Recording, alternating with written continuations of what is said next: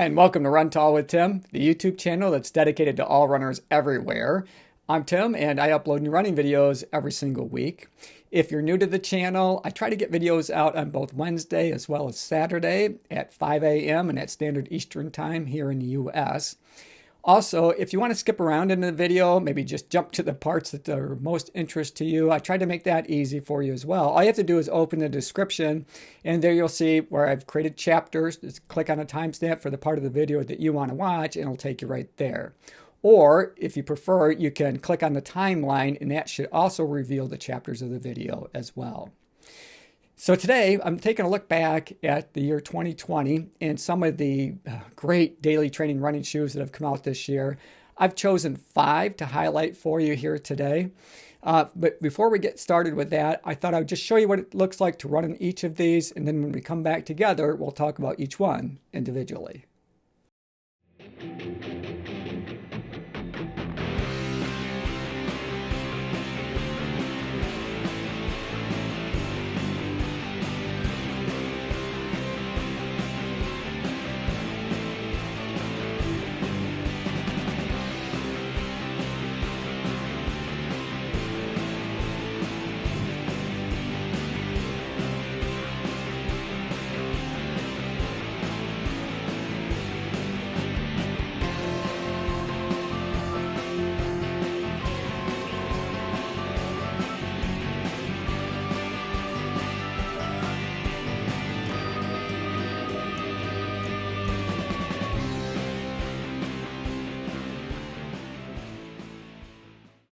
So before we get rolling, if you want to check out a more in-depth review of any one of these shoes, I'll put a link in the description below because this video is not intended to be a full in-depth review of all 5 shoes or even a comparison among them, but rather simply to highlight some of the reasons why I've included them in the top 5 daily training and running shoes of 2020 for me. So let's just dive right in. And first up is the Saucony Ride 13. And these are in no particular order, but I will reveal my number 1 pick for the 2020 daily training running shoe at the end of the video.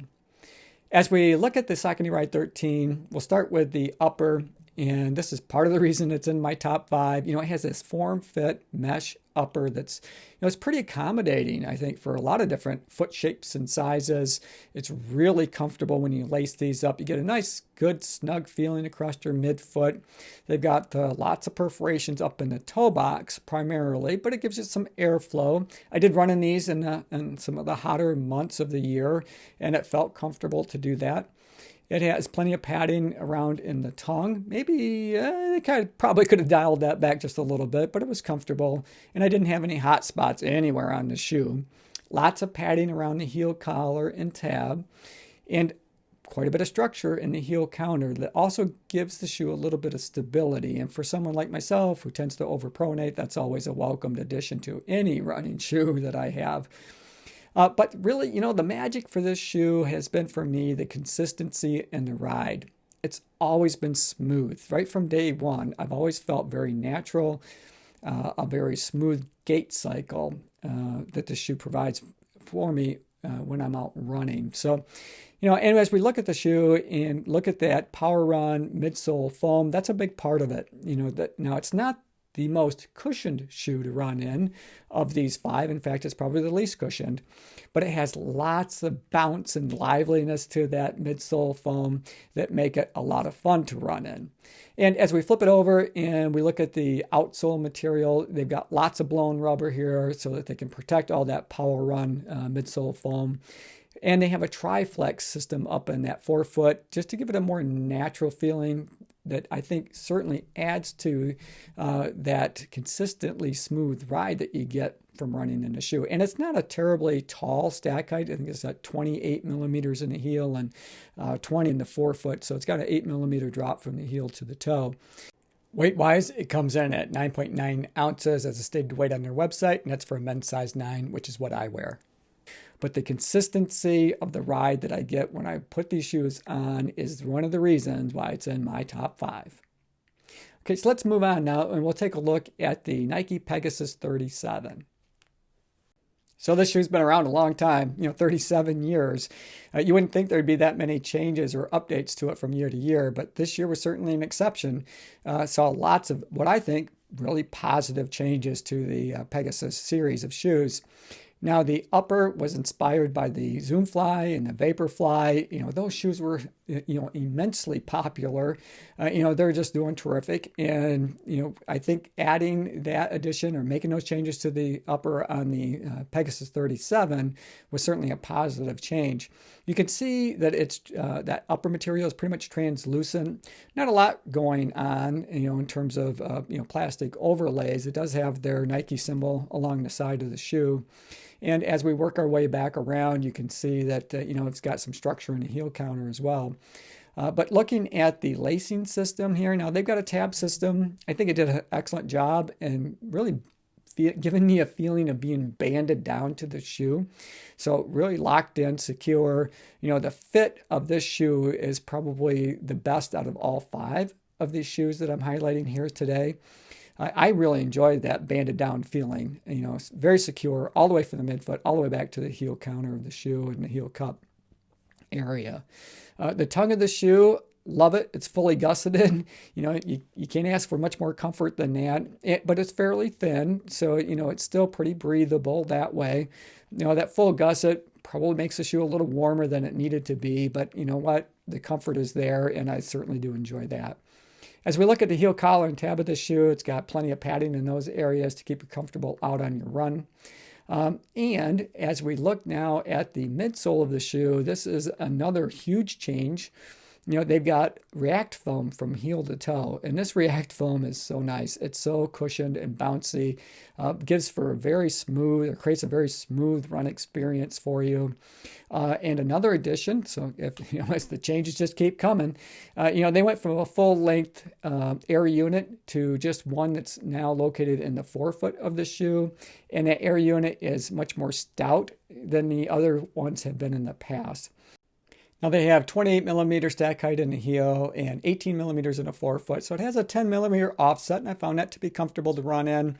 Overall, they're not too bad in terms of weight. It's 9.6 ounces on my scales for a men's size 9. And when you flip the shoes over and you look at the outsole, it has lots of blown rubber there to protect all that React foam, all the way from the heel to the toe. So these shoes are going to last a long time. And that's just another reason why they're in my top 5. So next up is the Asics Novablast. And for me, this has been the most fun shoe to run in for 2020, which makes it an excellent choice for a daily trainer. And in no small part, it's all of that flight foam blast material that they have in the midsole. And there's a ton of it. And it's got 37 millimeters in the heel and 27 in the forefoot for that 10 millimeter offset from the heel to the toe. I found that to be pretty comfortable to run in. The best description that I found for it is it's squishy. It's really, really soft underfoot. But what's amazing about that is it still has a ton of energy return. So it's a very quick shoe. So let's take a look at the upper. It's got an engineered mesh upper. It's pretty breathable. It's comfortable. It's got these big, wide perforations in the toe box area. It kind of gives it a little bit of a stretch to it. I still was able to get a pretty decent lockdown feeling across the midfoot. It's got kind of these tabs up there for an eyelet chain. It's got plenty of cushion and padding around the heel collar and tab of the shoe. And it's got some structure in the heel counter as well.